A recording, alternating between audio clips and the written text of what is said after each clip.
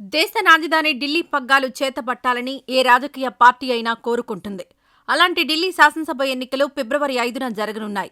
8న release అయ్యే ఫలితాల మీద దేశమంతా ప్రత్యేక ఆసక్తిగా ఎదురుచూస్తోంది.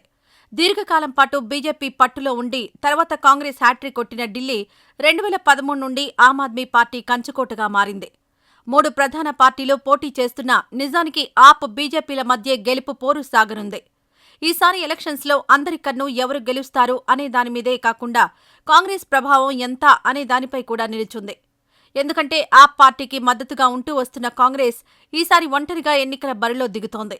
దాంతో ఆప్, బీజేపీల మధ్య హోరాహోరీ పోరులో ఆ పార్టీ ఆప్ విజయంపై తీవ్ర ప్రభావం చూపించే అవకాశం ఉందనేది రాజకీయ నిపుణుల అభిప్రాయం. మరి కాంగ్రెస్ ఎవరి కొంప ముంచబోతోంది? ప్రస్తుత ఢిల్లీ ఎన్నికల్లో ఒంటరిగా తలపడుతున్న కాంగ్రెస్ తన అస్తిత్వాన్ని నిలుపుకునేందుకు ఆఖరి పోరాటం చేస్తోంది. పూర్వ వైభవాన్ని చాటుకునే పరిస్థితులు లేకున్నా కనీసం 10 స్థానాలనైనా గెలుచుకునేలా వ్యూహాలు సిద్ధం చేస్తోంది. ఈసారి అసెంబ్లీ ఎన్నికలలో కాంగ్రెస్తో చేతులు కలిపే ప్రసక్తే లేదని ఆప్ తెగేసి చెప్పడంతో ఒంటరి పోటీ విషయంలో కాంగ్రెస్ ఆలస్యంగా ఒక నిర్ణయానికొచ్చింది. ఫలితంగా అభ్యర్థుల ప్రకటన విషయంలో ఎన్నికల వ్యూహాన్ని సిద్ధం చేసుకునే అంశంలో కాంగ్రెస్ వెనుకబడిపోయింది. కాంగ్రెస్ పార్టీకి ఢిల్లీలో క్షేత్రస్థాయిలో బలమైన క్యాడర్ ఉంది. మైనారిటీలు, పేద వర్గాలు కాంగ్రెస్కు ఓటు బ్యాంకుగా ఉండడం ముఖ్యంగా కలిసొచ్చే అంశం. ఆప్ అగ్రనేతలు ఎదుర్కొంటున్న అవినీతి ఆరోపణలు, ఒంటరిగా పోటీ చేయడం కూడా కలిసొచ్చే అంశం. ఒకవేళ ఆప్తో కలిసి పోటీ చేసి ఉంటే తక్కువ స్థానాలే కాంగ్రెస్కు దక్కేవి. ఇప్పుడు ఎక్కువ స్థానాల్లో కాంగ్రెస్ పోటీ చేస్తూ ఉండడం వల్ల కొన్నైనా గెలుచుకునే అవకాశాలుంటాయి. నిజానికి 1998 నుంచి 2013 వరకు వరుసగా 15 ఏళ్ల పాటు ఢిల్లీని పాలించిన కాంగ్రెస్ ప్రస్తుత ఎన్నికల్లో కనీస ఖాతా తెరవాలని గట్టి పట్టుదలతో ఉంది.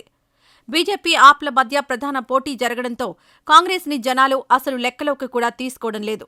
అయితే తనకున్న కొద్దిపాటి ఓటింగ్ శాతంతో కనీసం 7 నుండి 10 స్థానాలు గెలవచ్చనే అంచనాలో కాంగ్రెస్ ఉంది. మరి ఈ స్థానాలు ఎవరికి దక్కాల్సినవి అంటే ఖచ్చితంగా ఆప్ పార్టీకే. 2 పార్టీలకు ఒకటే ఓటు బ్యాంక్ ఉంది. 2 పార్టీల ఓటు బ్యాంక్ బీజేపీకి వ్యతిరేకమే. అలా చూస్తే ఆప్ పార్టీకి కాంగ్రెస్ రూపంలో భారీ దెబ్బ పడబోతోంది. అంతేకాకుండా ఇలాంటి ప్రాంతీయ పార్టీని ఎదుర్కోవడానికి కాంగ్రెస్, బీజేపీ చేతులు కలిపాయి, లోపాయికారి ఒప్పందం చేసుకున్నాయి అని కూడా కొంతమంది రాజకీయ నిపుణులు చెబుతున్నారు.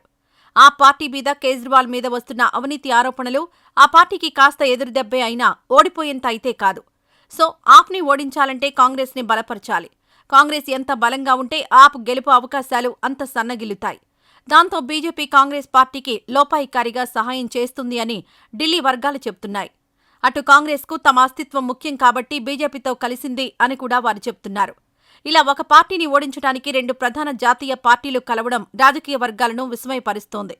మరి వీటన్నింటినీ తట్టుకుని ఆప్ విజయం సాధిస్తుందో లేదో చూడాలి.